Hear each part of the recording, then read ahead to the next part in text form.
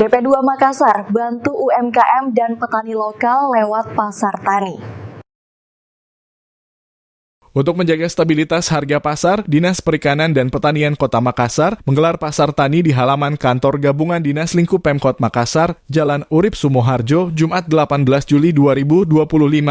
Pasar tani ini menghadirkan beragam produk hasil pertanian, perikanan, dan peternakan yang merupakan binaan langsung dari Dinas Perikanan dan Pertanian Kota Makassar, mulai dari produk olahan dari kelompok tani, UMKM Lorong, hingga sayuran segar dari petani lokal di wilayah Kota Makassar. Kepala Dinas Perikanan dan Pertanian Kota Makassar, Aulia Arsyad, mengatakan pasar tani ini bertujuan untuk membantu para petani dan budidaya pertanian dalam rangka memasarkan hasil panennya ke masyarakat. Selain itu, pelaku UMKM juga dilibatkan dalam memasarkan dan menjual produk olahan mereka. Dengan demikian, pasar tani ini akan berdampak pada perekonomian masyarakat. Kegiatan hari ini adalah pasar tani yang dilakukan oleh Dinas Perikanan dan Pertanian Kota Makassar.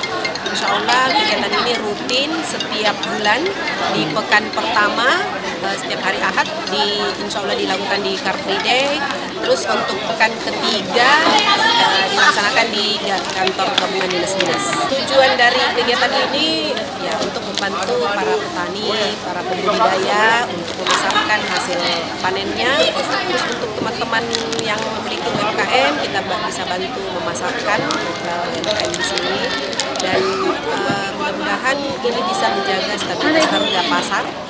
Dan tujuan ke depan lebih banyak lagi pelaku-pelaku urban farming di Kota Makassar, dan kita bisa bantu untuk melakukan pemasaran. Pasar tani ini merupakan kegiatan rutin dari Dinas Perikanan dan Pertanian Kota Makassar yang digelar pada hari Minggu pekan pertama di setiap bulannya, dan di pekan ketiga dilaksanakan di halaman kantor gabungan Dinas Lingkup Pemkot Makassar. Miftahul Kalbi, Fajar TV melaporkan.